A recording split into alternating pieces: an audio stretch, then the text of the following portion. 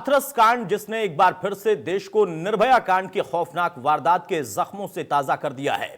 हैवानों ने एक बेटी को पहले दरिंदगी का शिकार बनाया, उसके बाद उसकी जीभ काटने और रीढ़ की हड्डी तोड़ने का आरोप भी है। इतने से भी जब हैवानों का मन नहीं भरा तो पीड़िता का दुपट्टे से गला घोंटकर उसकी जान लेने की कोशिश की गई। 16 दिन तक जिंदगी और मौत की जंग लड़ते हुए देश की बेटी ने दिल्ली के सफदरजंग अस्पताल में आखिरकार दम तोड़ दिया। लेकिन बेटी ने अपनी आखिरी सांस से पहले उन हैवानों के कुकर्मों को उजागर किया था। हालांकि यह सब कुछ अभी जांच का विषय है। इस पूरे मामले में पुलिस की भूमिका शुरुआती दौर से ही सवालों के घेरे में है। पुलिस ने पीड़ित परिवार को बिना दिखाए पीड़िता का अंतिम संस्कार करवा दिया। खुद इसके लिए प्रदेश के मुखिया ने अपनी तरफ से खेद जाहिर किया है। डीएम और पुलिस पीड़िता को धमकाते भी कई बार दिखाई दिए। अब जब आवाज उठी तो उसकी गूंज लखनऊ तक सुनाई दी और दिल्ली तक भी पहुंच गई। सरकार ने एसआईटी जांच के आदेश दे दिए थे, जांच जारी है। देश की बेटी की मौत के बाद पीड़िता के गांव में नेताओं की सियासी परिक्रमा भी लगातार चल रही। इस मामले में सबने अपने अपने सियासी फायदे अपने हिसाब से देखना शुरू कर दिया है। सरकार पर जमकर हमला हो रहा और आखिर में सरकार ने खुद मामला सीबीआई को सौंप दिया।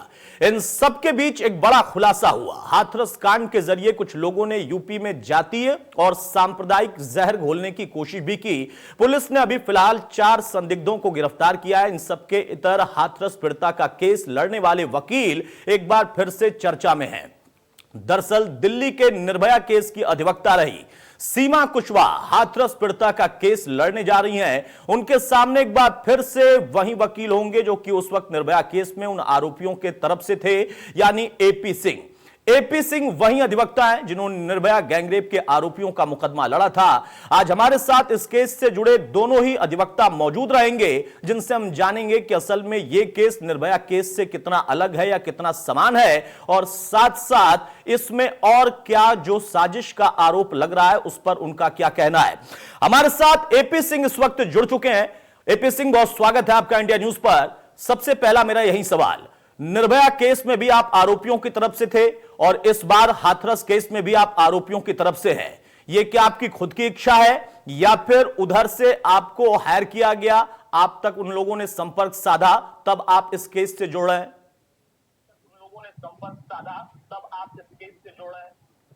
नहीं, मेरे पास खुद की इच्छा कुछ नहीं होती। मेरे ऑफिस में जो कोई भी आता है मैं उसके गुण दोष नहीं देखता हूँ, गुण है या दोष है। गुण दोष के आधार पर ही जो आया है, जो हमसे कानूनी सहायता मांग रहा है, जो कानूनी हेल्प मांग रहा है, उसका हमें पक्ष रखना है। लीगल कानूनी तरीके से पक्ष रखने की हमारी जिम्मेदारी है, उसको मैं निभाऊंगा पूरी तरह से।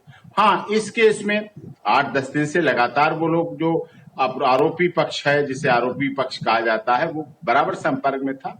लेकिन इसके बाद और थोड़ा सा अखिल भारतीय क्षत्रिय महासभा के माननीय राजा श्री मानवेंद्र सिंह जी जो पूर्व केंद्रीय मंत्री रहे, माननीय दिग्विजय सिंह जी जो पूर्व केंद्रीय मंत्री रहे, जो कि अखिल भारतीय क्षत्रिय महासभा के राष्ट्रीय अध्यक्ष और संरक्षक हैं, माननीय महेंद्र सिंह तंवर जी, सबने मिलकर कई संगठनों ने इन पर फोर्स किया।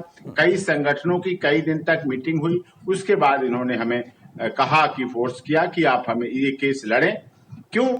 कारण यह है क्योंकि इसमें SC ST का दुरुपयोग का सामने आ रही बात, इसमें झूठे फंसाए जाने की बात आ रही है, इसमें राजनीति आ रही है, इसमें राजनीति के इर्द गिर्द मामले को फैलाया जा रहा है। न्याय पाने के लिए कोई बात नहीं कर रहा, राजनीति हो रही है। इस केस के बहाने 2022 का चुनाव का हित साधने की बात हो रही है। ठीक उसी तरह जैसे निर्भया केस में 15 साल पुरानी 15 साल से लगातार सत्ता में रही शीला दीक्षित जी की सरकार को अपदस्थ किया गया, चुनाव में हारी, और उसी तरह से ऐसा माहौल बनाया गया। इसीलिए इसमें जातिगत समीकरण डाला गया।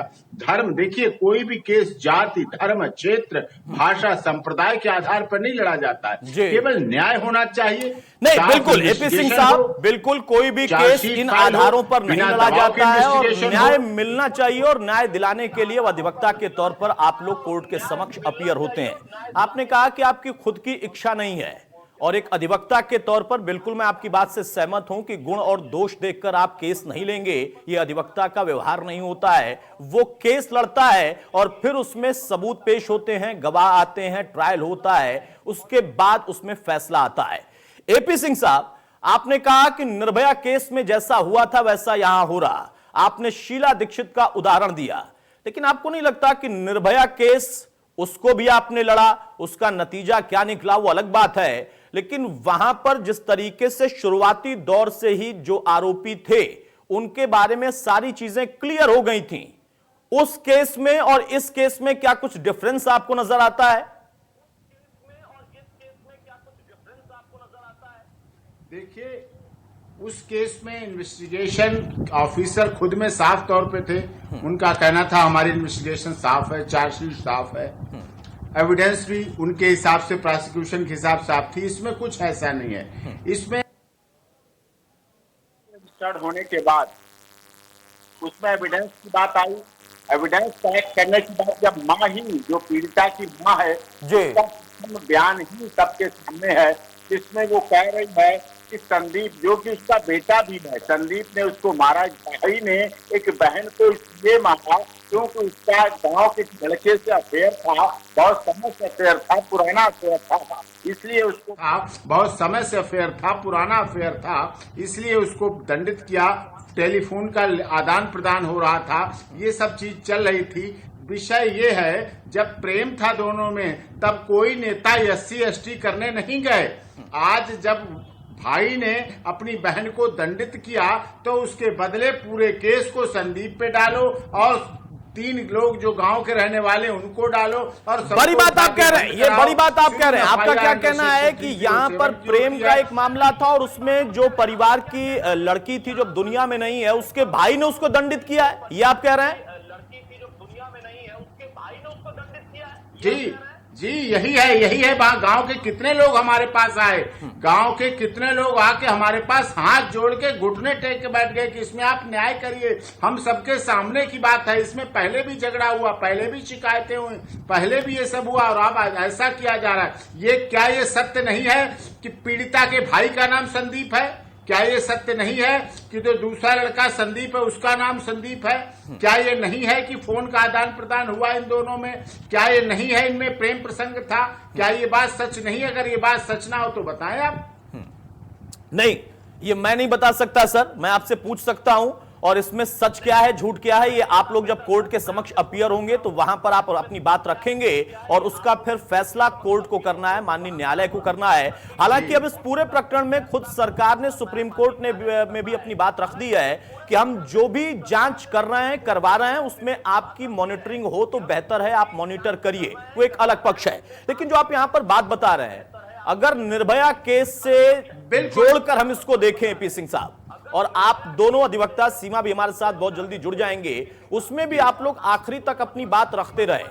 अगर मैं पर्टिकुलर आपकी और आपके उन मुवक्किलों की बात करें जो कि आरोपी थे, उन्होंने तो आखिरी समय तक घुटने टेके थे, उन्होंने आखिरी समय तक कई पैंतरे दिखाए थे, उन्होंने न जाने कौन कौन सी बातें रखी, तर्क रखे। नतीजा उसका क्या हुआ? कोर्ट ने आखिरकार उन्हीं को तो दोषी ठहराया। नहीं, विषय पैंतरे का नहीं है, जांच निष्पक्ष होनी। पहली बात, क्या ये जो हाथरस को पिकनिक स्पॉट बना लिया गया है, क्या जो वहां सांसद और विधायक पहुंचते हैं, मैं जानना चाहता हूं क्या वो सांसद और विधायक अपने क्षेत्र में होने वाले रेप और मर्डर की उन्हें जानकारी है? क्या उस पीड़िता के घर पर गए हैं जो उनके संसदीय क्षेत्र में रेप हुआ, मर्डर हुआ, हत्या हुई, छेड़खानी हुई? क्या नहीं लिया गया है? तो इसलिए क्योंकि हाथरस के द्वारा 2022 के चुनाव की बात की जाती है, हाथरस के द्वारा 2022 के विधानसभा चुनाव में जीतने की बात की जाती है, सरकार गिराने की बात की जाती है, चुनाव में जीतने की बात की जाती है, सरकार गिराने की बात की जाती है। इसलिए जातिगत मुद्दा उठाया गया। किसी भी केस को जाति, क्षेत्र, संप्रदाय, भाषा के आधार पर नहीं आंक सकते, नहीं बात कर सकते। अपराधी है तो अपराधी है, शिकायत करता है तो शिकायत करता है, वो किस जाति, धर्म, क्षेत्र, संप्रदाय की है, बात करना गलत है। लेकिन यहाँ शिकायत कर राजपूत है, क्या राजपूत होना सच्चाई का सबूत है या राजपूत हो जाना गुनाह का सबूत है? क्या बिल्कुल बिल्कुल एपी सिंह, मैं इन सारी बातों से सहमत हूं कि वो कोई दलित होना भी गुनाह नहीं है, वो कोई सवर्ण होना भी गुनाह नहीं है, लेकिन आपको पता है ना कि राजनीति होना अपने आप में सबसे बड़ा गुनाह भी है, या फिर कहें उसकी जरूरत भी होती है, और हमेशा से होती आई है, ऐसे मामलों में भी होती आई है। आपने उदाहरण भी दिया, ठीक है, उस केस का, निर्भया केस का नतीजा कुछ और निकला। मैं यहां पर अब दूसरे पहलू पर जाऊंगा। चलिए, आपने प्रदेश सरकार की बात की, आपने कहा कि तमाम सांसद, तमाम नेता जो कि पिकनिक मनाने जा रहे हैं, वो सारा विषय अलग है, वो सारी चीजें इसमें एड ऑन नहीं होंगी। जब कोर्ट में आप मामला लेकर जाएंगे तो अलग विषय होगा। यहां पर बेसिक पर हम बात करते हैं। आपको खुद एक अधिवक्ता के तौर पर नहीं लगता कि अगर मामला था, में प्रेम प्रसंग था, भाई ने ही अपनी बहन को वहां पर प्रताड़ना दी या फिर उसके खिलाफ इस तरीके का एक्शन लिया, ये सारी चीजें पुलिस अगर शुरुआती दौर में ही टटोल लेती तो बात यहां तक नहीं जाती। ये अपने आप में एक बड़ा लूप होल है। दूसरा, चिता किस तरीके से रात के अंधेरे में जलाई जाती है, इसकी क्या मजबूरी थी? तमाम से एंगल हैं जिसको रखना पड़ेगा कोर्ट में, और उस पर हो सकता है प्रतिद्वंदी अधिवक्ता आपको भी घेरें, सरकार को भी घेरें, महकमे को भी घेरें, जो कि पुलिस महकमा शुरुआती दौर से ही लापरवाही दिखा।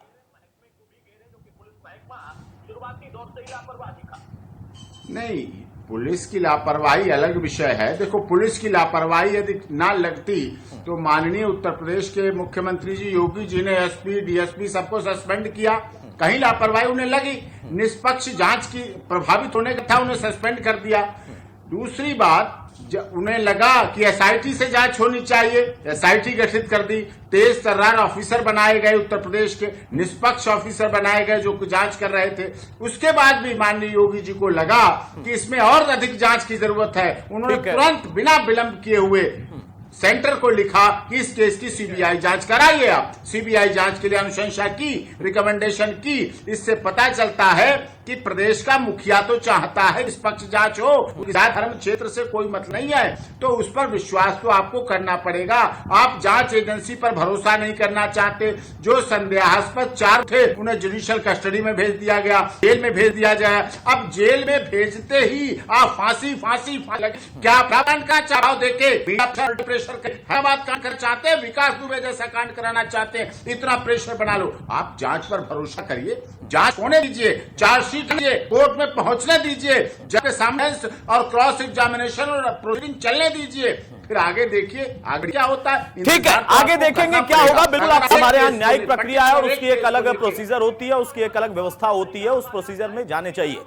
सीएम इस कांड पर कुछ कह रहे हैं, एक बार सुन लेते हैं, उसके बाद मैं लौटूंगा। किसी स्थिति हम लोग उस गाइडलाइन का उल्लंघन न करें जिसके कारण कहीं भी कोरोना का संक्रमण फैलता हो। सोशल डिस्टेंसिंग का पालन करना, मास्क लगाना, किसी को छू लिया तो सैनिटाइजर से। चलिए, मुख्यमंत्री इस वक्त अपनी बात रख रहे हैं मीडिया के सामने, हालांकि वो कोरोना को लेकर और सोशल डिस्टेंसिंग को अपनी बात लेकर रख रहे हैं। सीमा कुशवाहा भी हमारे साथ जुड़ चुकी हैं। सीमा जी हमारे साथ, एपी सिंह पहले से ही बने हुए हैं, मैंने पहला सवाल उनसे भी लिया था यहीं, और आपसे भी यहीं सवाल लूंगा कि क्या आप ये केस खुद की इच्छा से लड़ रही हैं? क्योंकि एपी सिंह साहब का कहना है कि एज अ लॉयर उनकी कोई इच्छा मायने नहीं रखती, गुण और दोष देखकर वो मुकदमा नहीं लेते हैं। यहां पर लोगों ने उन तक पहुंचकर अप्रोच किया, कई ग्राउंड्स रखे हैं, इसलिए वो मुकदमा लड़ रहे हैं। सीमा, देखिए, मुझे उस फैमिली ने अप्रोच किया है, जो पीड़िता की फैमिली है, उन्होंने मुझे अप्रोच किया है, पहली बात जी। दूसरी बात कि अगर हमारे कंट्री के अंदर इस तरीके से बेटियों को जलाया जाएगा प्रशासन के द्वारा, उनको खेत में, उनको स्कूल में, उनको परिवार के अंदर, उनको माँ की कोख में अगर हर जगह मारा जाएगा तो मैं डेफिनेटली खड़ी होंगी। ये भारत सिर्फ पितृसत्तात्मक समाज से बना हुआ देश है मेरा। यहाँ पर आदि आबादी की स्वतंत्रता, स्वच्छंदता, उनकी सिक्योरिटी, सेफ्टी, हर चीज का इशू है। तो डेफिनेटली मैं लड़ूंगी। और ये देश, मनीषा के साथ साथ ये देश की 49% देश की बेटियों की आबादी का इशू है। दिशा रेड्डी को आधी रात को कौन जला देता है पेट्रोल डाल करके? रामपुर में कौन जला देता है उस बेटी को?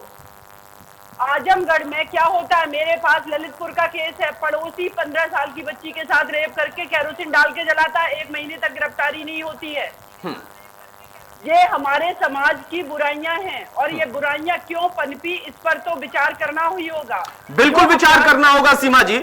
एक विचार और विचार के साथ सवाल मेरे मन में आया है, आपने 3-4 केस का उदाहरण दिया, उन केसेस को लड़ने के लिए किसी ने आपको अप्रोच नहीं किया, खासतौर से इसी केस में क्यों?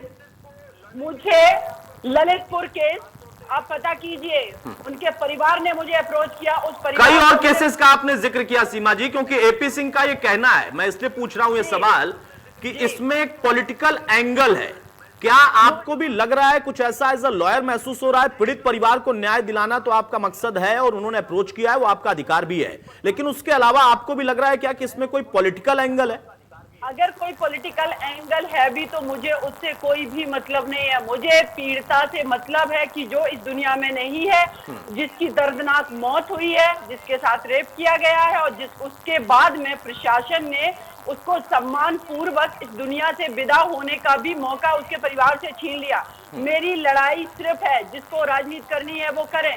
मेरे पास एक नहीं, मैं आपको बता दूं, सैकड़ों केसेस हैं जो रेप के 304B के मैटर हैं, दहेज हत्या के मैटर हैं, जिनको, लेकिन मैं सारे वो मीडिया में नहीं है। ये केस अगर मीडिया में आ गया और अगर इसको हम हैंडल कर रहे हैं तो इसके लिए ये प्रश्न नहीं खड़ा किया जा सकता। नहीं, बिल्कुल प्रश्न नहीं, मैं सिर्फ जानना चाहता था सीमा जी, और यहां पर एक बात तो जो निकल कर आई और आपने उससे अपने आप को अलग कर लिया कि पॉलिटिकल एंगल हो भी सकता है, मुझे उससे कोई मतलब नहीं, तो यही मैं जानना चाह रहा था। सीमा जी, एक छोटा सा सवाल, उसके बाद मैं एपी सिंह साहब के पास जाऊंगा। आप दोनों एक दूसरे से भी अगर कुछ चाहें तो पूछ सकते हैं या बोल सकते हैं। मेरा सवाल सिर्फ इतना है कि एक बात यहां पर एज अ लॉयर आरोपियों की तरफ से एपी सिंह ने कही है कि इस केस में प्रेम प्रसंग का एंगल था, उसके अलावा भाई ने ही इस वारदात को अंजाम दिया है, इस तरह के इनपुट्स उनके पास हैं। लापरवाही प्रशासन की, पुलिस की भूमिका, शासन के लोगों की भूमिका वो अलग विषय है, उस पर आप भी सहमत हैं और वो भी कमोबेश सहमत हैं कि हां है। आप देखिए, एक बेटी जो इस दुनिया में नहीं है उसका डाइंग डिक्लेरेशन है, हम सबने देखा है। जो पीड़ित था, जिसकी डेथ हुई है मरने से पहले, हमारे भारत में कहा जाता है कि कोई व्यक्ति अगर इस कंडीशन में है कि उसको आशंका है कि उसकी मौत हो जाएगी तो वो झूठ नहीं बोलता। तो उस पीड़िता का तो फिर अपमान किया जा रहा है ना, कि जिसने डाइंग डिक्लेरेशन किया है वो बता रही है कि उसके साथ क्या हुआ है।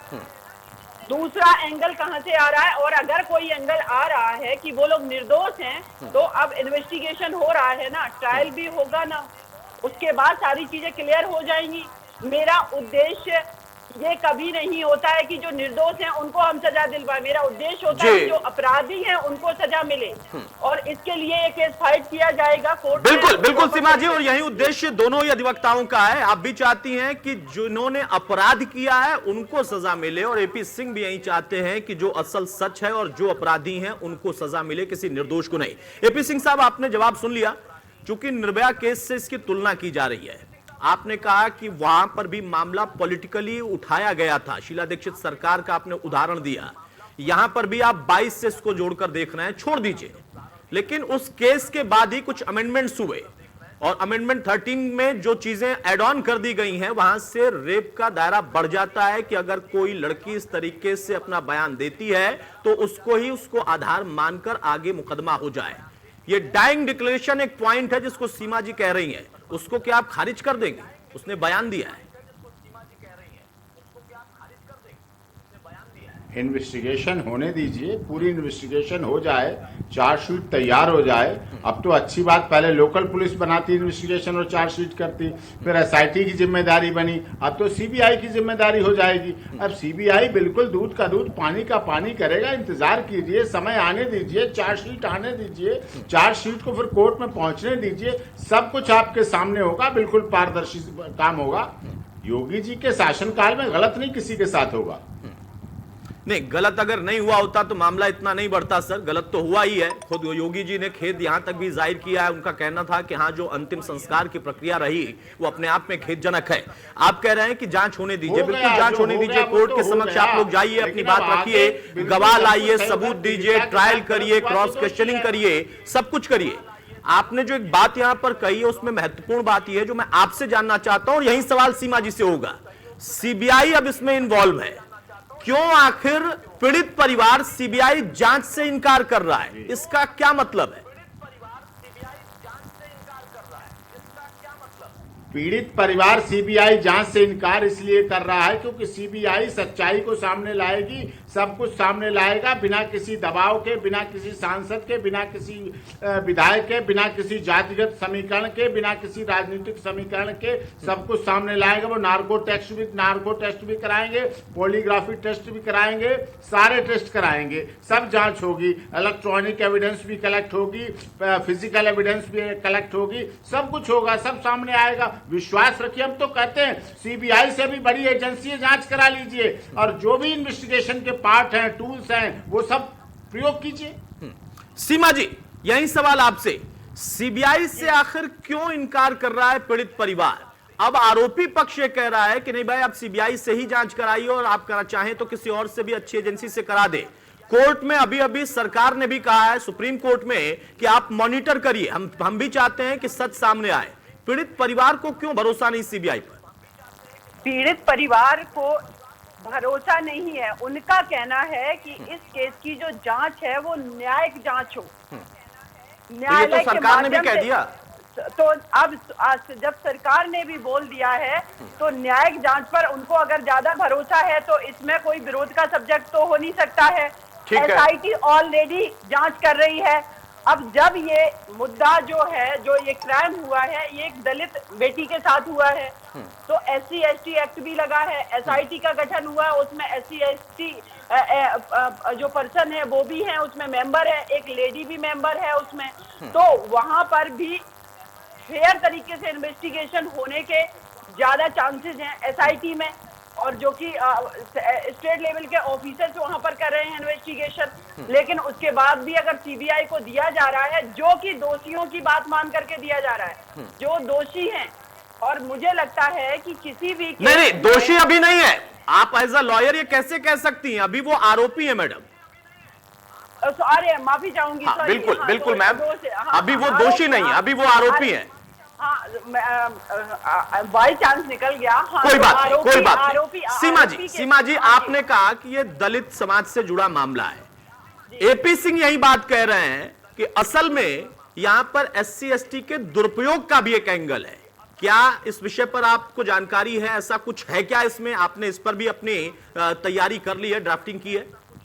देखिए, इसमें दुरुपयोग का कहां से मामला आया? ये तो अपने आप में ही कि अगर किसी हमारे रूरल एरियाज में आप जाकर के देखिए, हम अपने देश की जो रियलिटी है उससे, जो ग्राउंड पर रियलिटी है उससे भाग नहीं सकते हैं। और मुझे जितना समझ में आ रहा है कि जो ये समाज की जो खामियां, जो बुराइयां हैं, छुआछूत वाली, ये इसीलिए अभी तक इन पर इनका कोई निदान नहीं हो पाया, ये दूर नहीं हो पाई, क्योंकि हम रियलिटी पर बात नहीं करना चाहते हैं, हम मुद्दों पर बात करना चाहते हैं। क्या ये रियलिटी नहीं है कि आज भी आप पंचायत जो वहां पर की जा रही है, सवर्ण जो लोग वहां पर हैं, जिनके जो आरोपी हैं, जिस समुदाय के बच्चे, लड़के जो हैं आरोपी हैं, क्या वहां पर ये पंचायत में नहीं कहा गया कि हम दलितों की बेटियों को छूते भी नहीं है?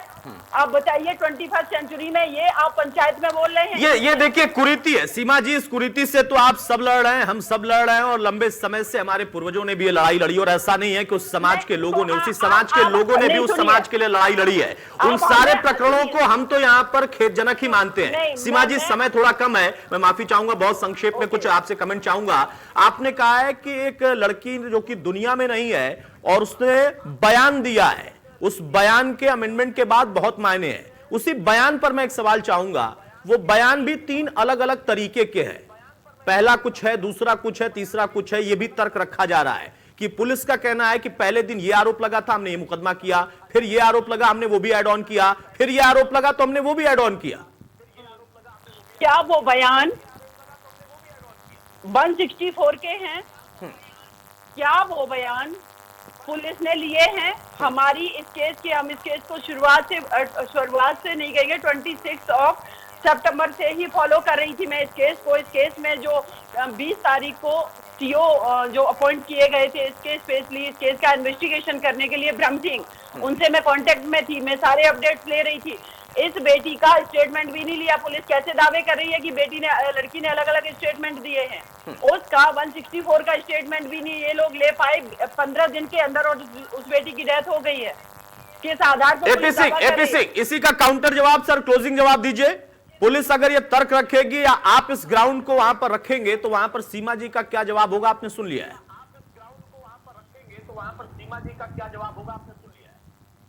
स्टेटमेंट पुलिस के सामने दिया जाता है, उसी आधार पर एफआईआर दर्ज होती है। एफआईआर दर्ज होने के बाद 161 सीआरपीसी कहती है, कोई हंसी खेल वाला स्टेटमेंट नहीं है। 161 सीआरपीसी के तहत स्टेटमेंट हुआ, वो भी इंपॉर्टेंट है। फिर 164 में जो इम्प्रूवमेंट हुआ वो भी इम्पोर्टेंट है, क्योंकि बढ़ता चला जा रहा है। कैसे बढ़ता चला जा रहा है, यही तो मैं कह रहा हूँ, राजनीति होती चली जा रही। जो बात पहले कही गई वो बाद में नहीं कही गई, जो बाद में नहीं कही गई वो और पहले नहीं कही गई, और बात धीरे धीरे धीरे धीरे सीढ़ियां बढ़ते हुए, ये कोई सीढ़ी चढ़ने की प्रक्रिया नहीं है, बयानों की बात है। जो बयान पहले है वही बयान आखिर में क्यों नहीं है। बहरहाल एपी सिंह साहब, देखिए आप दोनों एक बार फिर से निर्भया केस के बाद इस केस में आमने सामने होंगे। आप अपना तर्क रखेंगे, अपने सबूत रखेंगे, अपने गवाह पेश करेंगे। सीमा जी भी अपनी तरफ से पूरी तैयारी के साथ कोर्ट में रहेंगी।